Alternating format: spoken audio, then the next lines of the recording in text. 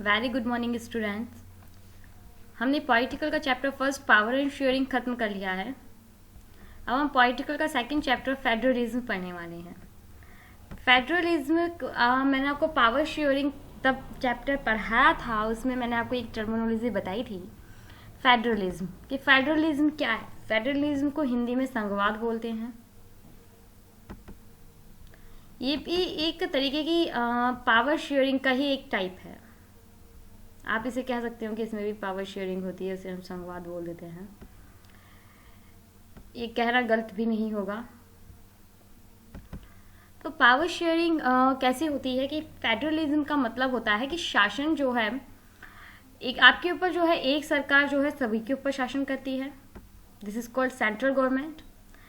एक शासन एक सरकार होगी जो खाली अपने सीमित दायरे के अंदर शासन करेगी। जैसे राजस्थान गवर्नमेंट है तो वो खाली राजस्थान में ही गवर्नमेंट जो है वो अपने रूल्स रेगुलेशंस राजस्थान में ही चला सकती है और वहीं शासन कर सकती है, तो हम इसे स्टेट गवर्नमेंट बोलते हैं। मेनली जो फेडरलिज्म होता है, फेडरलिज्म का मतलब होता है शक्तियों का बंटवारा करना।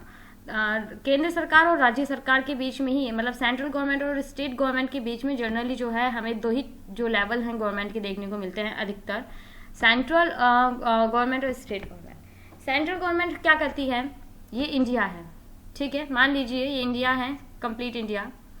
इस होल इंडिया में शासन चल रहा है, सेंट्रल गवर्नमेंट जो है शासन चल रहा है। एट प्रेजेंट हम देखें तो हम कहते हैं कि मोदी जी का शासन चल रहा है, यानी मोदी हमारे प्राइम मिनिस्टर हैं, सेंट्रल गवर्नमेंट के हेड हैं मोदी जी, तो उनका शासन चल रहा है। या ये जो है छोटे छोटे स्टेट्स भी हैं इंडिया में, ठीक है। अब मान लीजिए किसी एक स्टेट में राजस्थान है, राजस्थान में गहलोत सरकार चल रही है, गहलोत अशोक गहलोत जो है यहाँ के सीएम हैं, वो अपना शासन चला रहे हैं, लेकिन उनका शासन का दायरा सीमित है कि वो सिर्फ राजस्थान में चला सकते हैं। मध्य प्रदेश में शिवराज जी की जो है पार्टी है, शिवराज जी की सरकार बनी हुई है, वो अपनी सरकार चला रहे हैं। तो देखते हैं कि एक जो है वो तो सभी के ऊपर शासन कर रही है और एक जो है कुछ ही लोगों के ऊपर शासन कर रही है। जैसे हम हमारी फैमिली में देखते हैं तो हमारे जो ग्रैंडफादर होते हैं, ग्रैंडफादर क्या करते हैं, ये हमारे चाचा हैं, ये चाचा के फैमिली है, उनके 2 बच्चे हैं, एक वाइफ है। ये हमारे ताऊ हैं, बड़े पापा जिन्हें बोलते हैं, ये उनके 3 बच्चे हैं, ठीक है। और एक आपके पापा हैं, उनके 3 बच्चे हैं। तो ग्रैंडफादर यहाँ सेंट्रल गवर्नमेंट की भूमिका में है, हम कह सकते हैं। क्यों? क्योंकि वो पूरी फैमिली के ऊपर जो है शासन कर रहे हैं। ये इनसे भी कुछ भी कह सकते हैं, ये इनसे भी कुछ भी कह सकते हैं और इनसे भी किसी भी काम के लिए कह सकते हैं। क्यों? क्योंकि ये जो होल के ऊपर शासन कर रहे हैं। पर ऐसा नहीं है, अब जो फादर हैं हमारे, वो सिर्फ हमसे ही कुछ कह सकते हैं। जनरली कुछ भी उनके वो काम करवाना होगा, नॉर्मली वो हमसे ही कहेंगे। ऐसा नहीं है कि ताऊ जी के बच्चे से जाके कह दिया, जनरली बोल सकते हैं, बट हम देख सकते हैं कि हमारे लिए जो डिसीजंस लिए जाएंगे वो हमारे फादर लेंगे, मेनली यही होता है। तो वो हमारे लिए ही सिर्फ डिसीजन ले सकते हैं, जबकि ग्रैंडफादर जो है वो पूरी होल के लिए डिसीजन ले सकते हैं। तो इस तरीके से हम सेंट्रल गवर्नमेंट को समझ सकेंगे। सेंट्रल गवर्नमेंट जो है पूरे इंडिया के लिए कानून बना सकती है और जो स्टेट गवर्नमेंट है खाली अपने स्टेट के लिए जो है कानून बना सकती है। तो फेडरलिज्म आई होप जो है आपको समझ में आ गया होगा। फेडरलिज्म क्या है, हमें पुराने चैप्टर्स में जो हमने बेल्जियम और श्रीलंका के जो एग्जाम्पल्स देखे थे उसमें हमने देखा था। अगर आपने चैप्टर फर्स्ट नहीं पढ़ा है तो आप प्रीवियस वीडियोस में जाके पहले मेरी चैप्टर फर्स्ट देख लीजिए, उसे पढ़ लीजिए, तब आपको चैप्टर सेकंड जो है समझने में आसानी होगी। तो मेनली मैं आपसे फिर से बोल रही हूँ कि आप चैप्टर फर्स्ट एक बार देख लीजिए, जिससे कि आपको चैप्टर सेकंड जो है वो इजीली समझ में आ जाए। हम पुराने चैप्टर्स में जाते हैं, वहाँ में बेल्जियम और श्रीलंका का जो पढ़ा था उसके बारे में कि श्रीलंका और बेल्जियम की दोनों की अपनी अपनी सिचुएशंस थी, कुछ हद तक सेम सिचुएशंस थी दोनों में। दोनों ने अलग अलग डिसीजंस लिए थे। बेल्जियम ने जो डिसीजन लिया उसने कहा कि हमारी जो पावर है वो सबसे ज़्यादा जो सेंट्रल गवर्नमेंट को दी गई। सेंट्रल गवर्नमेंट से 1993 में उसने रीजनल गवर्नमेंट्स को जो है पावर दी, जिसे हम स्टेट गवर्नमेंट भी बोल सकते हैं। जिससे उसने क्या किया, वहाँ के जो लोग थे संतुष्ट हो गए।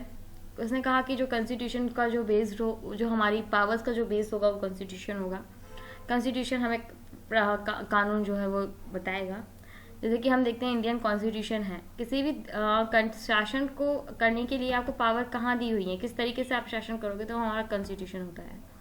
कॉन्स्टिट्यूशन में वो नियम कानून लिखे हुए हैं, वो रूल्स एंड रेगुलेशंस लिखी हुई हैं, जिनके आधार पर हमें शासन करना है। कि सेंट्रल गवर्नमेंट के क्या क्या कार्य हैं, ये हमारा कॉन्स्टिट्यूशन बताता है। ऐसा नहीं है कोई व्यक्ति आएगा और बताएगा कि या हमारी परंपरा में ये चलता आया था, जैसे राजा महाराजाओं में होता था। यहाँ ऐसा नहीं होता। कॉन्स्टिट्यूशन है, वो आपको बताएगा कि आपकी कौन कौन सी पावर्स हैं जिनका आप यूज़ कर सकते हो, किस तरीके से यूज़ कर सकते हो, और ये जो है ऑब्लिगेशंस भी लगाता है कि आप जिससे आप अपनी पावर का मिस यूज़ भी ना कर सको। थोड़ी डिफरेंट सिचुएशंस देखी हमने। श्रीलंका में पावर शेयरिंग उसने नहीं करी, किसी एक को ही जो है किसी एक को ही जो है उसने क्या कर दिया, पावर दे दी। यूनिटरी गवर्नमेंट सिस्टम उसने अपनाया कि एक के पास ही पावर रहेगी, यानी हमारे यहाँ सेंट्रल गवर्नमेंट है तो वो सब पर राज करेगी। There is no concept of state government. यहाँ स्टेट गवर्नमेंट जैसा कोई नहीं होगा। हम जो कहेंगे वही आप सब लोगों को मानना पड़ेगा। Unitary form of government. Federalism का मतलब क्या होता है? फेडरलिज्म एक सिस्टम है गवर्नमेंट का जो क्या करती है, पावर्स का डिवाइड करती है central authority and various constituent units. जो कंट्री में और जो कंस्टिट्यूएंट यूनिट हैं उनके बीच में क्या करती है, पावर का डिवीज़न करती है।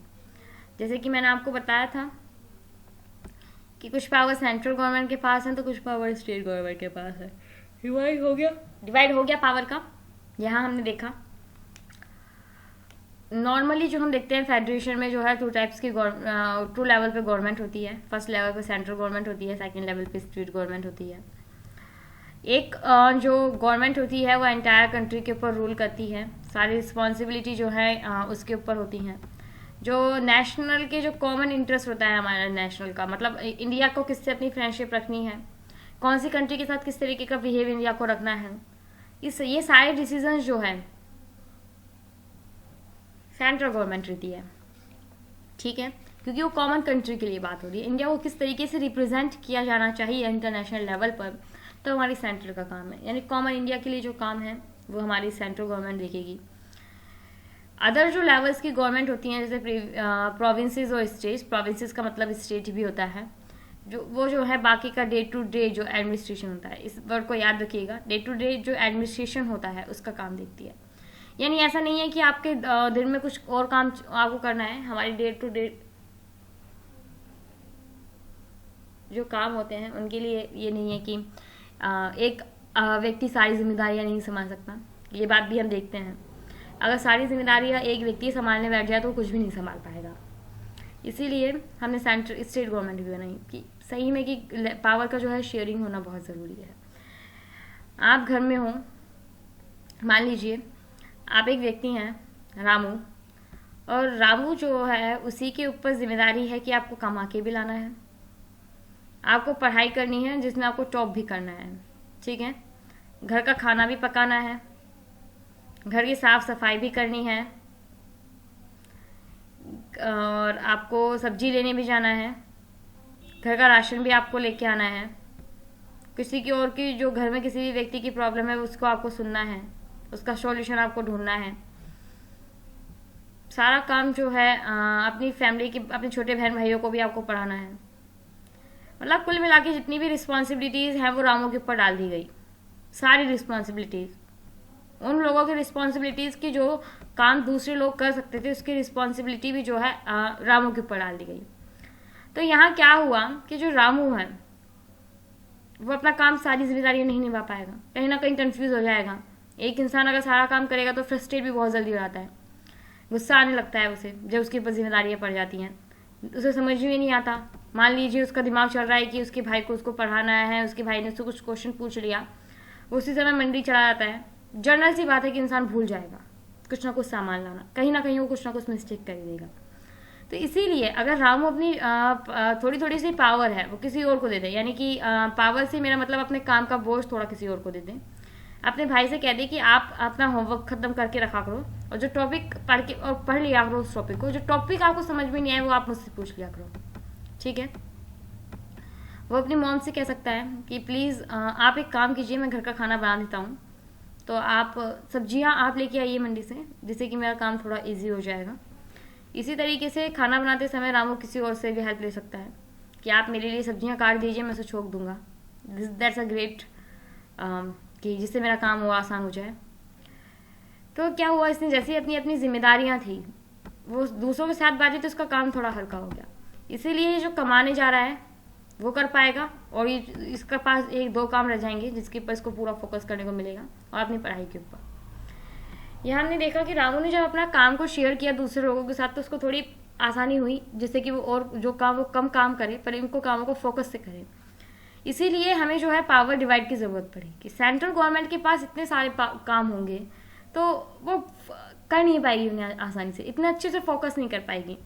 तो इसीलिए क्या किया, कुछ काम सेंट्रल गवर्नमेंट को दे दिए, स्टेट गवर्नमेंट को दे दिए कि आप क्या कीजिए कि कुछ जो आपके कार्य क्षेत्र में काम आते हैं उन्हें आप देख लीजिए और आप जो है उन्हें सॉल्व कर लीजिए, ये काम आप कर लीजिए, नॉर्मल वे पे भी आप इसे कर सकते हैं, मैं बड़े काम देख लूँगा, ठीक है, जो जनरली मेरे लिए देखना ज़रूरी है।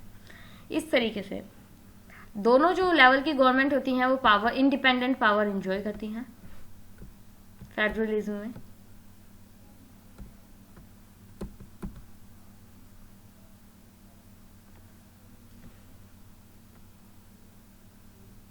हम देखते हैं कि यूनिटरी सिस्टम जो फेडरलिज्म में होता है गवर्नमेंट का, इसमें खाली वन लेवल की गवर्नमेंट होती है, उसकी कोई सब यूनिट्स वगैरह नहीं होती। सेंट्रल गवर्नमेंट के जो भी होती है सेंट्रल गवर्नमेंट के अंडर में होती हैं।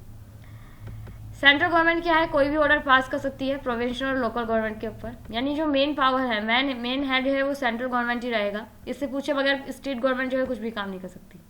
यूनिटी फॉर्म ऑफ गवर्नमेंट है कि चलेगी तो सिर्फ यहाँ सेंट्रल गवर्नमेंट की, ये जो चाहेगी वही होगा, आप कुछ और नहीं कर सकते। ये चाह रही है, स्टेट ने कहा कि है ना मिड डे मील योजना है, बच्चों को 5 रुपये में भोजन दिया जाए, ठीक है, लेकिन हमारी सेंट्रल गवर्नमेंट ने कहा नहीं, फ्री में दिया जाए, तो चला किसकी, सेंट्रल गवर्नमेंट की। ज्यादा पावर किसके पास है, सेंट्रल के पास है। बट जो फेडरल गवर्नमेंट होती है, यानी फेडरल सिस्टम जो होता है गवर्नमेंट का, उसमें सेंट्रल गवर्नमेंट जो है स्टेट गवर्नमेंट को कुछ काम करने के लिए ऑर्डर नहीं दे सकती। इस चीज को याद रखिएगा कि काम करने के लिए ऑर्डर नहीं दे सकती, जबकि यूनिटरी गवर्नमेंट में दे सकती है, क्योंकि यूनिटरी गवर्नमेंट में किसी एक ही पावरफुल जो व्यक्ति है उसके हाथ में पावर होती है। फेडरलिज्म में पावर का डिवीजन हो गया कि आप सेंट्रल गवर्नमेंट ने कहा, स्टेट गवर्नमेंट ने कहा कि नहीं 5 रुपए में ही मिड डे मील मिलेगा, आप किसी बच्चे को मिड डे मील लेना है तो उसको 5 रुपए जमा करवाने पड़ेंगे महीने के, तो सेंट्रल गवर्नमेंट इसके डिसीजन को सरपास नहीं कर सकती। वो ये नहीं कह सकती कि नहीं इसे फ्री करो। ओके, एग्जाम्पल ले रही हूँ, there is a lot of constitution and lot of rules, so इसमें कंफ्यूज मत होइएगा, कहीं आप किसी से जाके कह देंगे, सिर्फ एग्जाम्पल के लिए है, आपको समझाने के लिए। ओके, तो क्या है कि किसी भी स्टेट के जो डिसीजन है उसके ऊपर या फिर सेंट्रल गवर्नमेंट जो है अपना डिसीजन स्टेट के ऊपर नहीं थोप सकती। स्टेट गवर्नमेंट की खुद की कुछ पावर्स होती हैं जिसकी वजह से वो सेंट्रल के लिए आंसरेबल नहीं होती, यानी सेंट्रल से नहीं पूछ सकता कि आपने 5 रुपए क्यों मांगे, क्या करोगे आप उन 5 रुपए का जो आपने मिड डे मील के लिए बच्चों से मांगे हैं। सेंट्रल ऐसा कोई भी क्वेश्चन नहीं कर सकती। अगर सेंट्रल पूछ भी लेती तो स्टेट गवर्नमेंट कह देगी कि मैं आपको जवाब देना जरूरी नहीं समझता, क्योंकि मेरे पास खुद की पावर्स हैं, आई कैन डू एनीथिंग, ठीक है।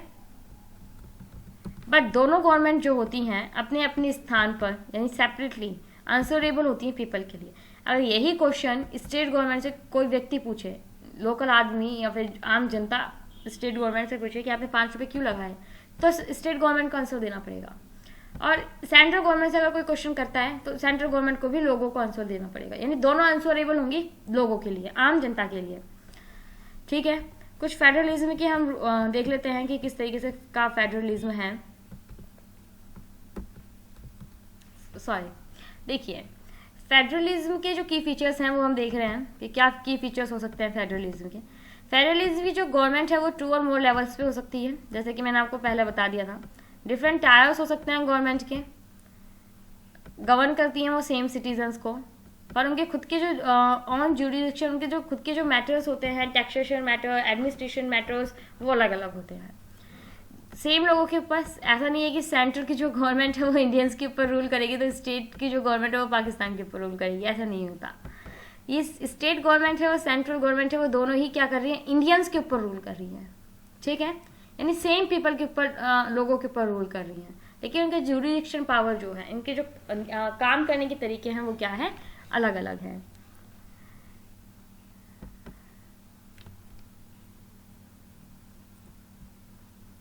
गवर्नमेंट के काम करने के लिए और उनके काम को करने के लिए जो है एक स्पेसिफाइड किया गया है इनके काम को कॉन्स्टिट्यूशन में, कॉन्स्टिट्यूशन के द्वारा बताया जाता है किस तरीके से आपको काम करना है। और ये जो हर गवर्नमेंट जो होती है, ईच गवर्नमेंट यानी स्टेट गवर्नमेंट और सेंट्रल गवर्नमेंट, दोनों जो गवर्नमेंट है वो कॉन्स्टिट्यूशनली गारंटीड होती है। इन कॉन्स्टिट्यूशन में इनके बारे में मेंशन होता है। और हम देखते हैं कि ये कभी भी जो है एक लेवल के गवर्नमेंट जो है वो फंडामेंटल प्रोविजन जो होते हैं कॉन्स्टिट्यूशन को, उनको यूनिलेटरली चेंज नहीं कर सकती। यानी हमें हमारे कुछ फंडामेंटल्स हैं कॉन्स्टिट्यूशन में हमें कोई भी अमेंडमेंट करना है, किसी भी तरीके का अगर हमें कॉन्स्टिट्यूशन के साथ छेड़छाड़ करनी है तो उसमें खाली ये नहीं है कि सेंट्रल गवर्नमेंट करेगी, उसे स्टेट गवर्नमेंट से बात करनी होगी। बहुत है equal power, as well as central government as well as state government, दोनों के पास इक्वल पावर है। तो इसीलिए इसमें ये कहा कि ये जो है इनके जो पावर्स दी गई हैं वो भी इस तरीके से दी गई हैं। ठीक है, कंसेंट उसे लेना होगा स्टेट गवर्नमेंट का। कोर्ट्स की पावर हम देखें कि जो पावर्स हैं डिफरेंट उनकी, वो भी क्या है कि जो हाईएस्ट कोर्ट है होगी, डिस्प्यूट होंगे जो डिफरेंट लेवल गवर्नमेंट्स की, उनकी क्या करेगी, पावर जो है डिस्प्यूट सॉल्व करेगी। यानी मान लीजिए किसी मुद्दे पर सेंट्रल गवर्नमेंट और स्टेट गवर्नमेंट के बीच में जो है डिस्प्यूट हो गया, तो उसे जो हमारी हेड जो होगी जुडिशरी का, जैसे हमारे यहाँ सुप्रीम कोर्ट है, सुप्रीम कोर्ट सबसे बड़ा अदालत मानी जाती है हमारे यहाँ इंडिया की, तो वो क्या करेगी, इन दोनों के बीच के जो डिस्प्यूट्स होंगे उन्हें सॉल्व करने का काम करेगी। ये जो है इनके अपने अपने रेवेन्यू कलेक्ट करने के अपने अपने लेवल होते हैं, किसके ऊपर कितना टैक्स लगाना है, कौन से ऊपर किसके को टैक्स से छुटकारा देना है, किसके ऊपर टैक्स नहीं लगाना है, वो सारे काम कौन देखती हैं, अपने अलग अलग तरीके से देखती है कि केंद्र सरकार कितना टैक्स लगाती है किसी चीज़ पर, वो उसकी मर्जी है, स्टेट गवर्नमेंट कितना टैक्स लगाती है किसी चीज़ के ऊपर, वो उसकी मर्जी है। दोनों के अलग अलग सोर्स होते हैं, अपने अपने सोर्स होते हैं रेवेन्यू कलेक्ट करने के।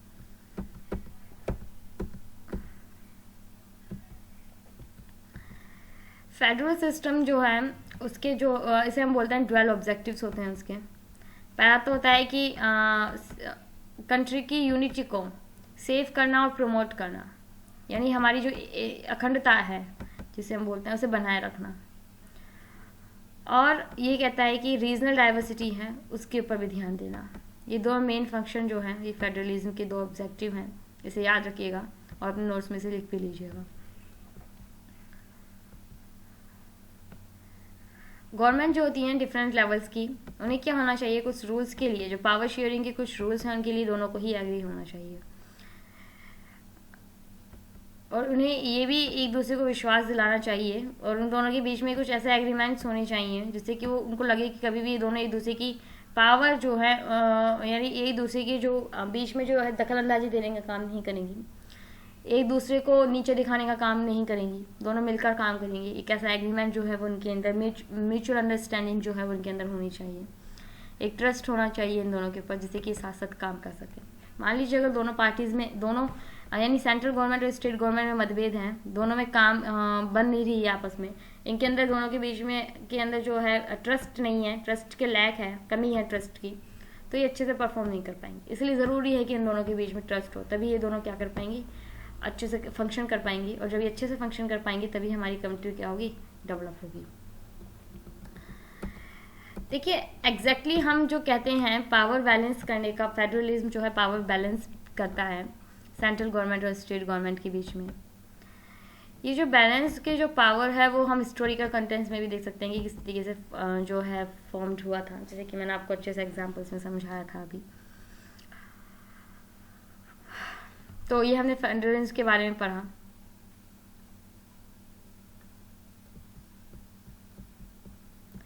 बाकी का जो चैप्टर है वो हम कल पढ़ेंगे।